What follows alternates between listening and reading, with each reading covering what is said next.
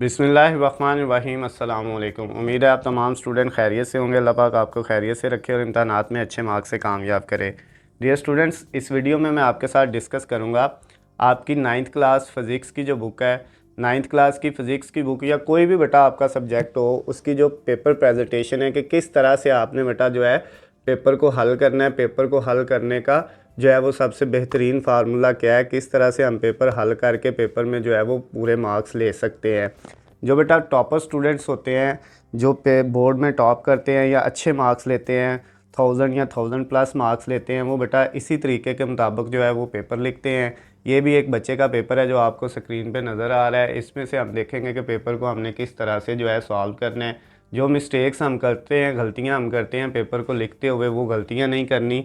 और बेटा उसमें जो है सबसे पहले तो ये है कि आपको पता है कि जब आपने पेपर लिखना है तो एक बात आपने याद रखनी है, वो आपने बेटा कभी भी नहीं भूलनी। जो पेपर चेकर है, जिसने आपका पेपर चेक करना है, उसके लिए आपने जितनी आसानी हो सके वो पैदा करनी है। पेपर लिखते हुए आपने पेपर चेकर को जो है वो मद्देनज़र रखते हुए जो है इस तरह से पेपर लिखना है कि पेपर चेकर के लिए आसानी हो। जितना बेटा जो है वो पेपर चेकर के लिए आप आसानी पैदा करेंगे, उतने ज़्यादा आपके नंबर आने के चांसेस होंगे। क्योंकि पेपर चेकर के लिए आसानी होगी तो वो पेपर जो है आसानी से आपका चेक करेगा। अगर आप बेटा पेपर जो है वो डिफ़िकल्ट करेंगे, उसके लिए मुश्किल पैदा करेंगे, तो फिर बेटा आपके नंबर आने के चांसेस कम होंगे। जैसे कुछ बच्चे क्या करते हैं, वो ज़्यादातर चीज़ें एक्स्ट्रा अपने पास से ऐड करते हैं कि हमारा जवाब बड़ा हो जाए।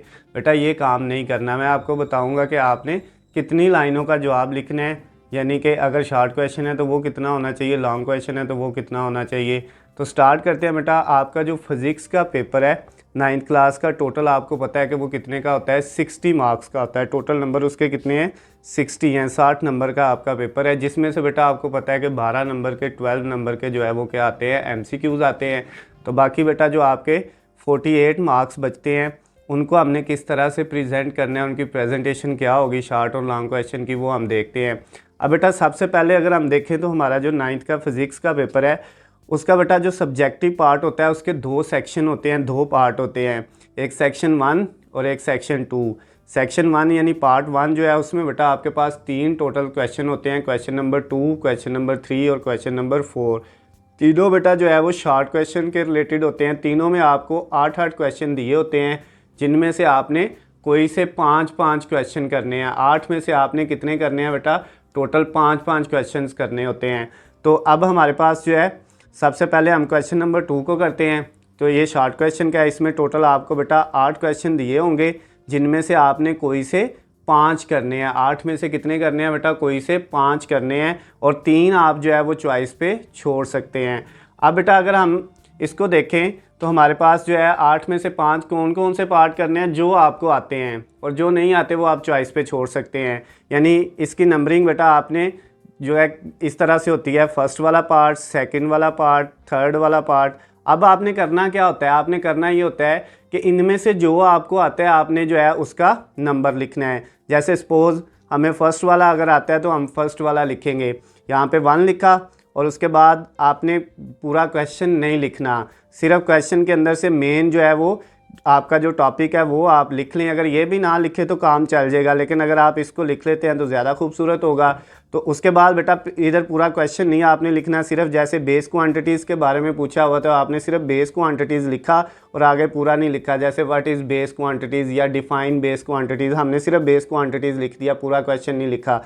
उसके बाद आपने क्या करना है, उसकी बेटा टू द पॉइंट जो चीज़ उसने पूछी है, अगर डेफिनेशन पूछी है तो सिर्फ डेफिनेशन ही करनी है, एक्सप्लेनेशन नहीं करने लग जाना। अगर डेफिनेशन के साथ एग्जांपल आपसे पूछी है तो आपने एग्जांपल करनी है, अगर एग्जांपल नहीं पूछी तो आपने एग्जांपल नहीं करनी।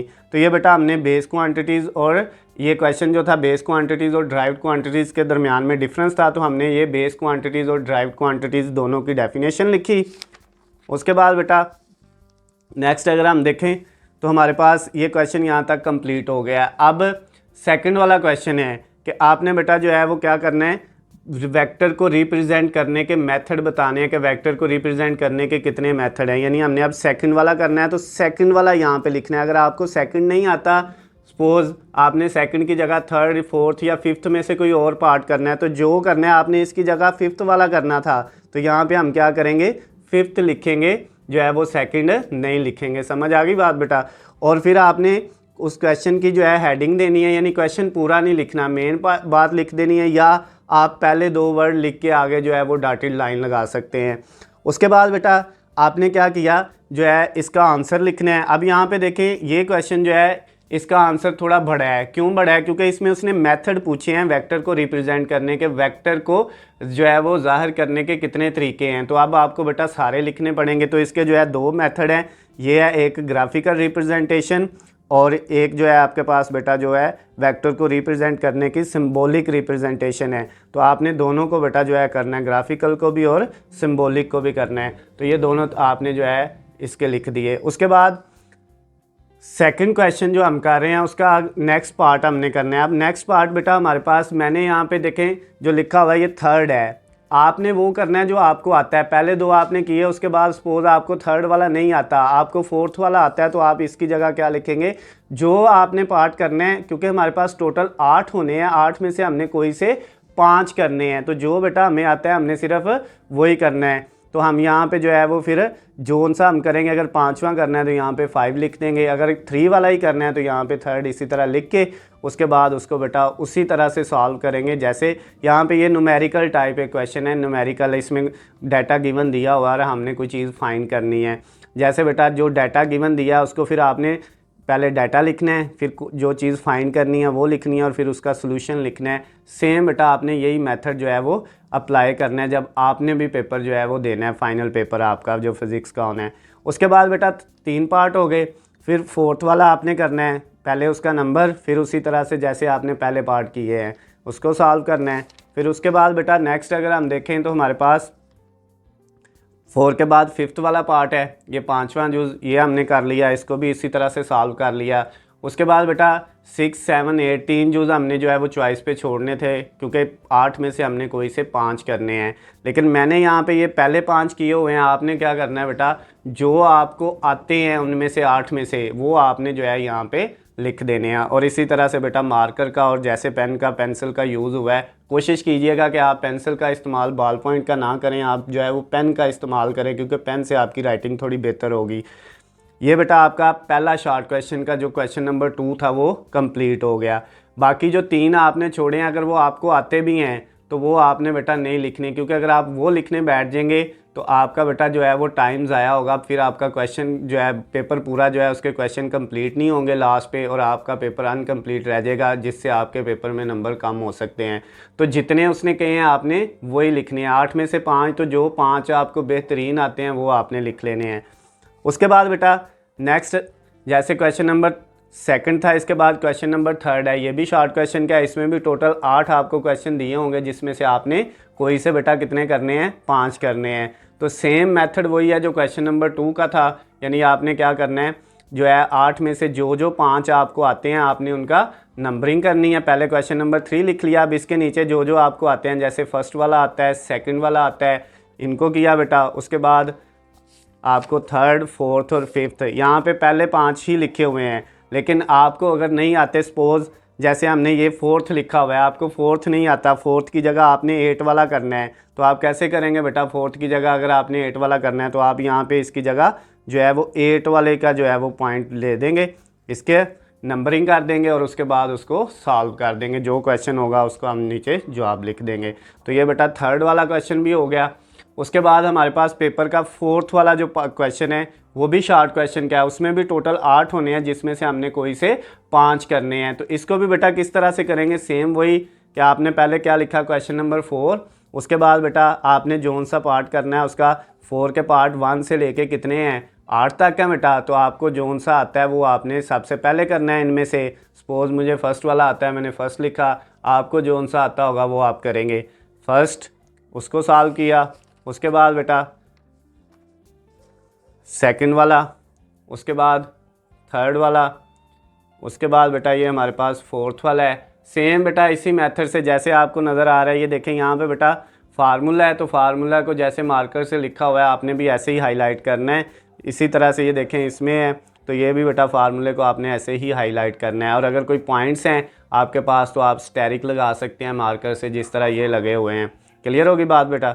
अब ये हमने क्वेश्चन नंबर 4 के जो 5 पार्ट हैं वो भी कंप्लीट कर लिए, ये 5वां पार्ट भी हमने इसका कंप्लीट कर लिया। यानी ये हमारे पास जो है ये, इसके बाद ये छठा है तो हमने इसको छठे को भी जो है यहाँ पे जो है एक एक्स्ट्रा लिख दिया है। 5 करने से तो हमने ये 6 कर दिए हैं, लेकिन ये छठा आप तब करेंगे, छठा 7वां 8वां जो एक्स्ट्रा है, जब आपको पता हो कि आपका पेपर कंप्लीट हो गया हुआ है और आप एक्स्ट्रा जो है आपके पास टाइम है, आप फारग हैं, फिर उस वक्त में आप बैठ के जो है एक्स्ट्रा करेंगे। अदरवाइज़ जितने कहे हुए हैं आपने उतने ही करने हैं, एक्स्ट्रा नहीं करने बेटा, उस पर टाइम ज़ाया नहीं करना।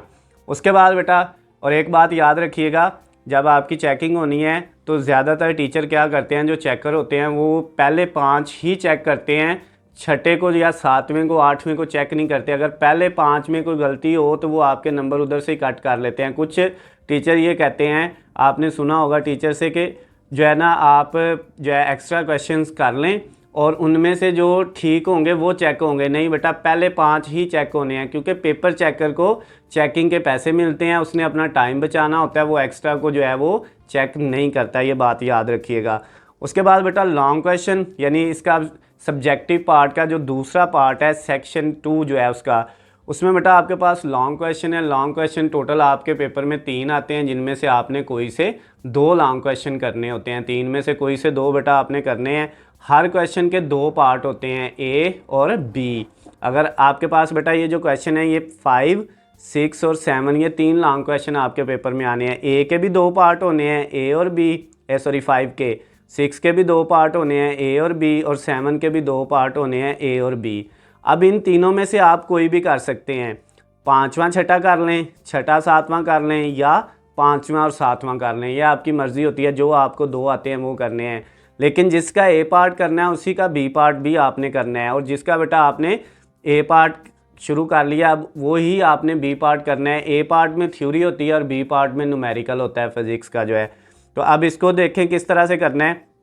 जैसे मैंने एक क्वेश्चन नंबर 5 करना है और एक 6 करना है, कैसे करेंगे ये बेटा, पहले आपने क्या लिखा, क्वेश्चन नंबर 5 और उसका कौन सा पार्ट, अगर ए आता है ए कर लें पहले, अगर बी आता है पहले बी कर लें, अगर दोनों आते हैं तो आपकी मर्ज़ी है, चाहे आप पहले ए कर लें चाहे पहले बी कर लें, लेकिन जो ज़्यादा बेहतर आता है वो आप कर लें। नहीं तो अगर दोनों अच्छे से आते हैं तो पहले ए करें और फिर बी करें। तो आपने जो पार्ट करना है बेटा उसका साथ बताना है, उसकी नंबरिंग करनी है। जैसे ये ए लिखा, फिर उसके बाद बेटा उसको क्वेश्चन को लिखा और उसको हमने क्या किया जो है ये देखें सॉल्व किया। ये बेटा आपके पास जो है ये जो क्वेश्चन था इसमें आपके पास ये हरकत की मसावात यानी इक्वेशन ऑफ मोशन के रिलेटेड था, तो उसकी बेटा डायग्राम बनाना लाजमी होती है, तो इसकी हमने डायग्राम बनाई। उसके बाद बेटा हमने क्या किया, उसका जो है फार्मूला प्रूव किया। ये हमारे पास 5 वाले का फर्स्ट वाला ए वाला पार्ट जो है ये यहाँ तक कंप्लीट हो गया।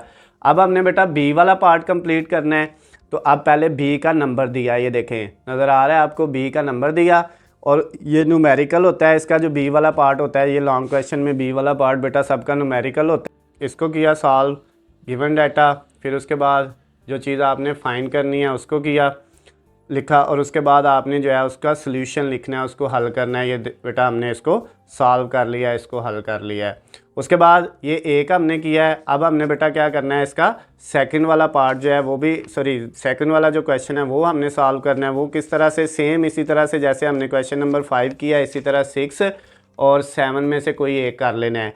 उसके बाद बेटा आपने सेम मेथड अप्लाई करने के बाद अगर आपकी कोई शीट इस तरह से खाली बच जाती हैं पेपर में, तो आपने क्या करना है, मैंने पहले शुरू में बताया था चेकर के लिए आसानी पैदा करनी है, तो उसके लिए बेटा आपने इस तरह से क्या करना है, इसके ऊपर बेटा लाइन लगा देनी है। इस तरह से आपने एक जो है डायगोनल टाइप जो है वो वर्टिकली जो है एक लाइन लगा देनी है, जिससे पेपर चेकर को पता चल जाएगा। आगे जितने भी पेज होंगे उनके ऊपर बेटा आपने क्या करना है, लाइन लगा देनी है, जिससे चेकर को पता चल जाएगा कि ये पेपर आगे बच्चे ने जो है वो इतना ही किया हुआ है, आगे पेपर नहीं किया हुआ, तो इसलिए जो है उसको आगे जो है वो पूरी आंसर शीट को देखने की ज़रूरत नहीं होगी। तो ये बेटा आपकी 9th क्लास फिज़िक्स की बुक की जो है वो पेपर प्रेजेंटेशन थी। बाकी तमाम सब्जेक्ट की पेपर प्रेजेंटेशन भी बेटा आपको इसी चैनल पे मिल जाएगी। आपने इसको जो है चैनल को सब्सक्राइब कर लेना है और वीडियो को लाइक और शेयर ज़रूर करना है, ताकि दूसरे दोस्तों तक भी पहुंच सके और वो इसके मुताबिक पेपर की तैयारी कर सकें।